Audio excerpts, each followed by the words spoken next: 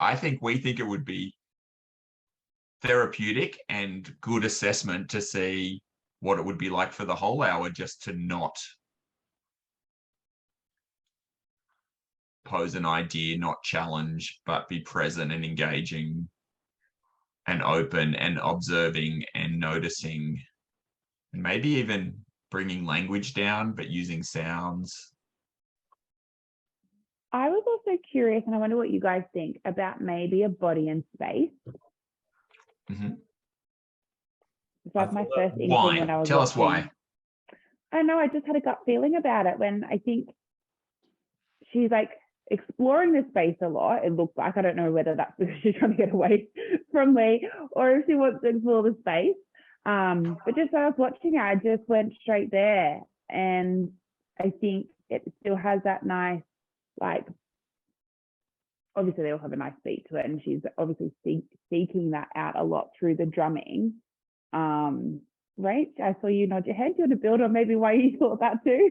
Like, just literally as you said it, I was like, it literally popped in my brain at the same time about, like, I was curious why you choose Sacred Earth drums.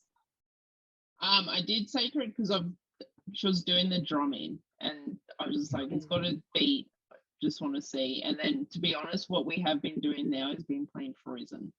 And I feel like, and I maybe might be making this up, and whatever, but she listens to it and then she'll bang. So I'm like, are you trying to bang with the music, or am I just making this up?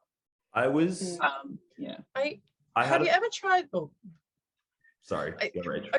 I had the body and space, but also space. Have you ever tried the space Quickshift on her? Because there's something about, when you put space on, I don't use it loads, but when you do with like a certain kid, there's just this like, oh, what was that? Oh, is there a bird? It just kind of like draws you out to be like, oh, what was that?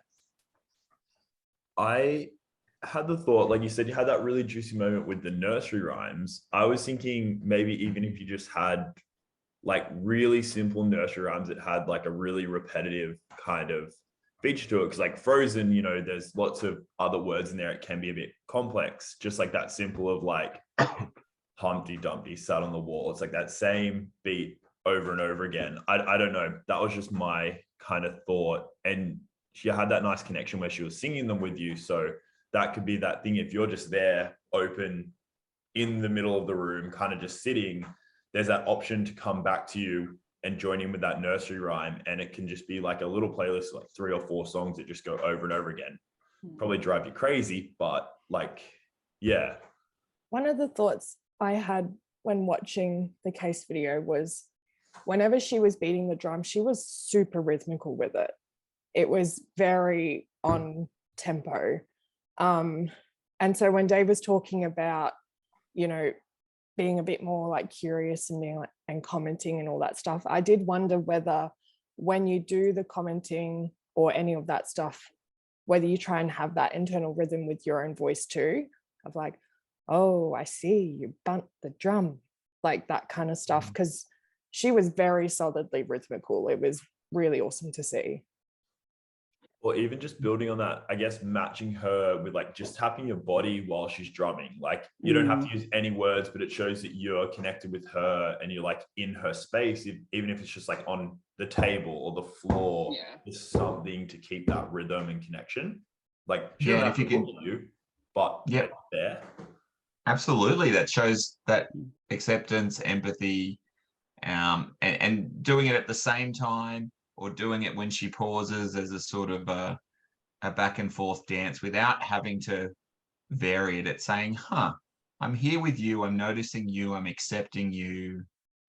And sometimes that's the door that opens the door and you get the look, and then like you get the initiation. I think that was a super interesting discussion. And there's one thing I want to hone in on, which is interesting. So often when I hear Sacred Earth drums in a room, it's the same kind of kid that I hear lots of therapists using Reg 2 with. And it's like the therapist thinks the kid arrives wired most weeks and they're like, I need to get them down. Or they're a kid that tends towards agitated, or they're a kid that explodes. And so it's sort of like a defensive strategy.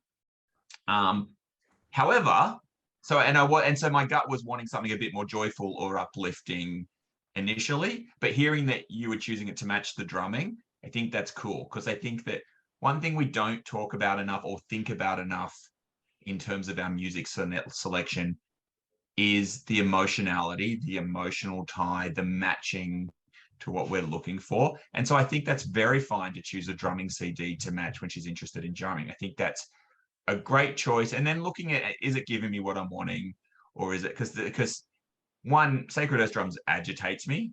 Two, sometimes it gets kids that are sort of in a dark, they're sort of like more in that sort of world. So just seeing if it's giving you what you're giving you. Hearing that you went to Frozen, I'd actually, hearing all those choices, I'd probably, if she likes Frozen, Frozen would be my first choice, but it doesn't have the therapeutic piece to it. But yeah, I think that emotionality is a powerful thing. I like the idea of trying out space to bring her up into the world, or body and space. And I think the rhythm was like, there's so much juiciness in that discussion. And it's about finding what's the rhythm. She's seeking the rhythm. Does the rhythm make her go more in or open up her world to you? That's all. There's, I think, a variety of hypotheses to make and test, a bunch of assessment to do around those things. But yeah, that was exciting for me, that discussion about the music selection and then using your own sensory self as a sound and rhythm machine, for want of a better word. Cool.